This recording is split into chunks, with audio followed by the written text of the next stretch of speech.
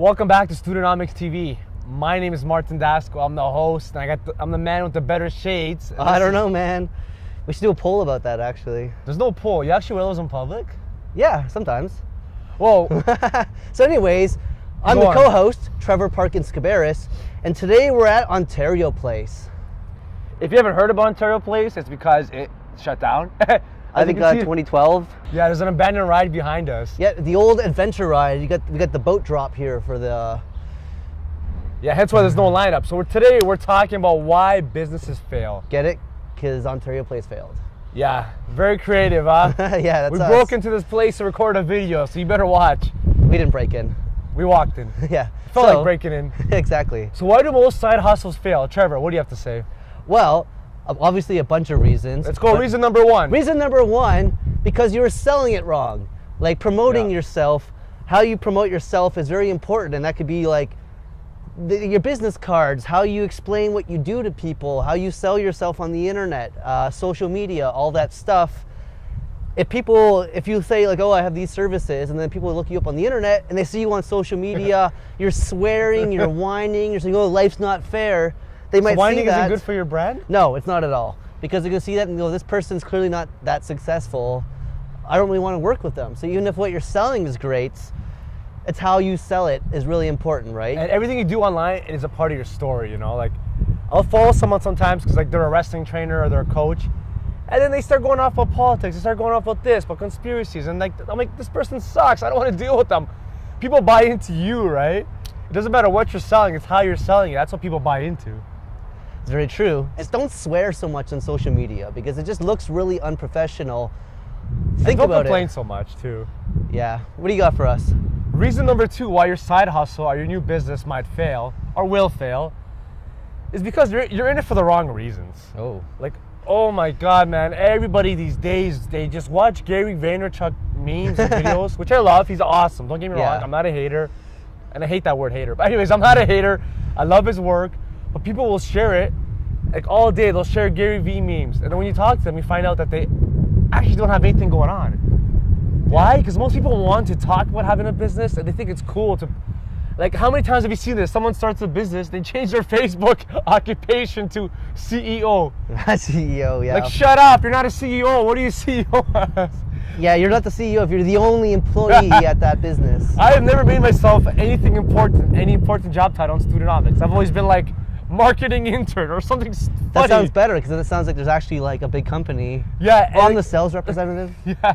Most people wanted to start a business so they can tell people they're a CEO or they're a business owner, and they can't wait to share a meme or share another motivational video or talk about how they love their business. But it's like, what are you selling? Are you making any money? Do you still live in your mom's basement? Maybe. Which is not cool. Not really. Number three. Number three is maybe there's just no market for what you're selling. So you could be pushing this product or service.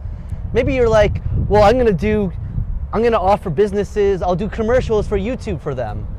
That's great, but they might not care because like to make money off YouTube, you gotta have a following. So to go a business, let's say, and say, well, I'll do a video you put on YouTube, they'll be like, well, why? Like maybe something small, but you gotta do a research and see if what your product or service is. And by research, will we sell. mean you have to actually talk to real human beings. Yeah, not just don't just do a quick Google. Yeah, don't just Google search personal trainers in Toronto. It's like, yeah, there's gonna be results because people obviously. Yeah, you should probably actually this. meet with someone. In fact, sometimes it's good. I've done this a couple of times. Find somebody who's actually really successful and then say, listen, can we sit down for a coffee sometime? I want to pick your brain. And buy the coffee. Buy the coffee. Don't be like, oh, you're rich, buy me the coffee. No, buy them the coffee. You're using their time, and pick their brain and ask good questions. Don't ask stupid questions. Tell me about yourself. Well, you're the one that invited me for coffee. Yeah, do some research. Know who they are already and what they do, and have some basic insights. So don't ask them, how do I start a business? Well, that's too vague. Go in with very specific how do I get questions. rich? Yeah.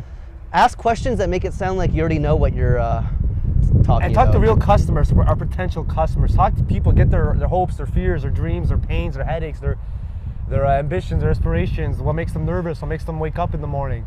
Find out, and like, find people that actually care about this, or else you're going to waste so much time. And there's, like, the world doesn't need another life coach or you know, someone, I don't know, you know what I'm trying to say, right? What's the saying? You can either be a big fish in a little pond or a little fish in a big pond. Find your niche. And number 4, the reason number 4 why your side hustle might fail or probably will fail is because you're just afraid of the work and the effort, you know, like I will never rant about working hard. That's so lame. There's a lot of people doing that, but you need some effort, like. And I think it's usually more than people realize. Yeah, and it takes longer, and it's just really annoying, you know. Like sometimes, like you gotta stay in on a Friday night. Oh God! Oh no! What if I miss out on that one party? You can't watch every baseball game and every football game and every hockey game. You can't follow every show. Like I don't want to brag about this, but I haven't seen any TV this year. Like I've watched I used to follow a bunch of shows. In 2018, I haven't followed any of my shows. Like, I think that's for the best. And sometimes I'll watch an occasional soccer game, but right now Poland's playing the World Cup, and like I'm Polish. I couldn't bother. Like I got bigger things. I want to record this, you know. Like your business not going to build yourself, right? And like there's a lot of lonely nights, you know. I was talking to a buddy the other day, and his business is making big money, and he's been putting in extra work. So I said, "Oh, are the other staff coming in?" He laughed. He goes, "Come on, nobody's coming in." He goes, "You're alone in this." I realized that too. When you're an entrepreneur building your own business, it's like you've said. Like I've come to you frustrated. I can't get any help on any little basic things. Like somebody can't even send an email for me.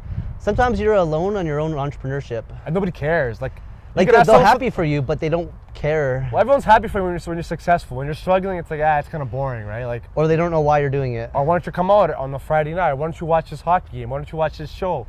It's like, I'm sorry, I'm not gonna follow a new Netflix show. I don't have 12 hours to binge watch. It takes a lot of work. So if you're planning on starting a side hustle, you know, watch out for these 4 common failures. Thanks for watching Studenomics TV. Subscribe, share, and come visit Ontario Place sometime. It's pretty cool.